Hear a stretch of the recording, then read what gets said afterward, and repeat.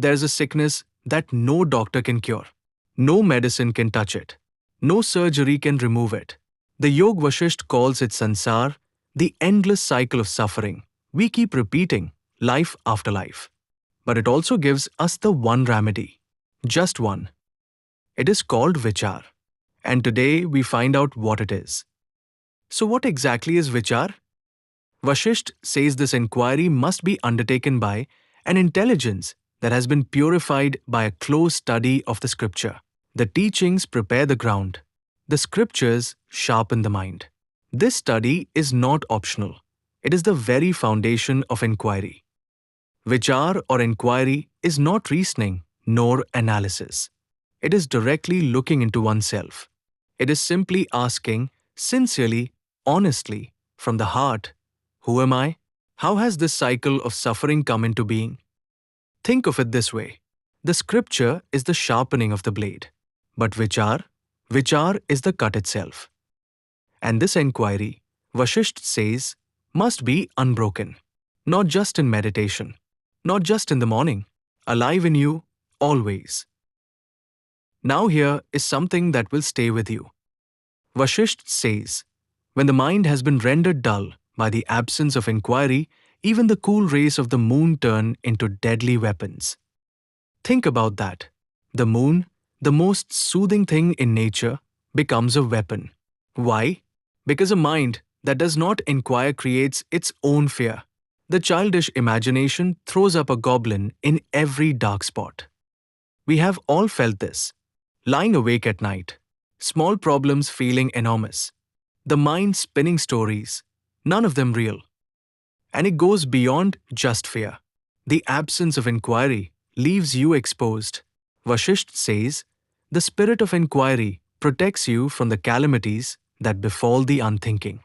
Without it, you walk through life unguarded, reacting, stumbling, suffering consequences that a watchful mind would never have created. And he goes even further.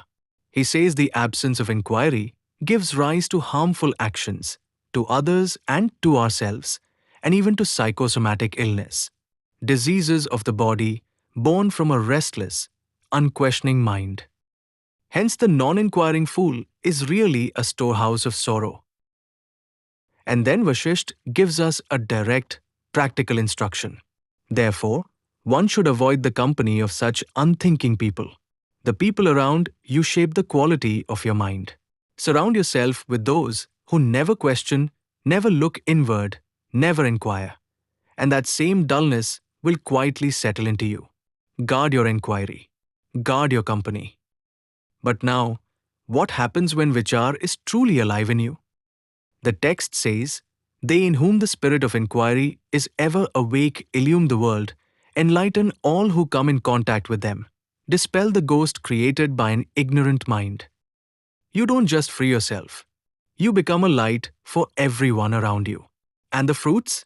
Vasistha is remarkably specific.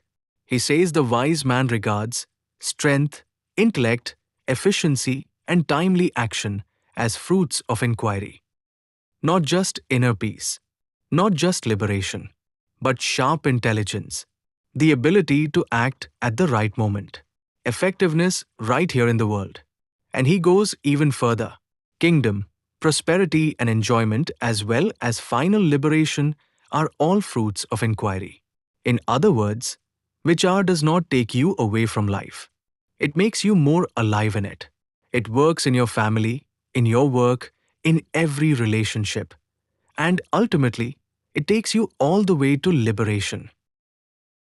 And what does the one who has realized this look like? Vasistha gives us the most complete and beautiful picture.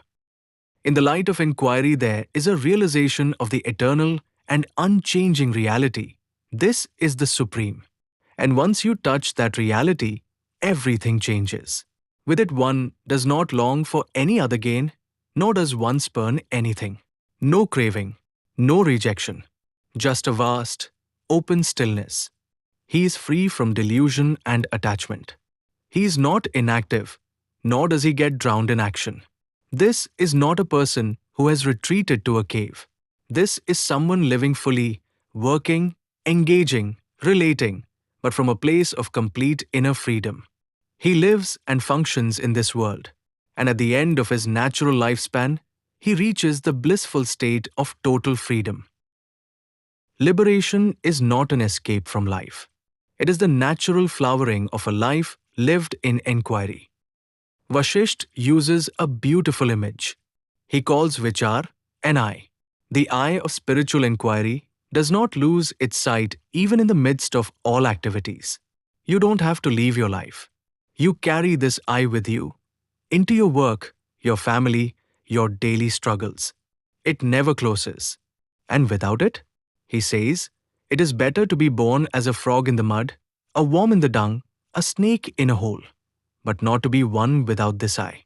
That is how precious this is. So what does Vichāra ultimately give us? The sequence is clear. From enquiry comes knowledge of truth. From that knowledge comes tranquility within. And from that tranquility arises the supreme peace that pervades understanding and the ending of all sorrow. That is the promise of the sages of Yoga Vasistha. Study the scripture, purify the intelligence, guard your company, turn inward, and ask without ceasing, who am I? That is Vichāra. That is the gate, and it is open right now for you. If these teachings speak to you, like this video and share it with a fellow seeker. Subscribe to this channel so you never miss a teaching from the Yoga Vasistha. For more on our teachings, our work and how to study with us, visit us at yogavasishtha.in. Until then, study deeply. Enquire sincerely. The answer is closer than you think.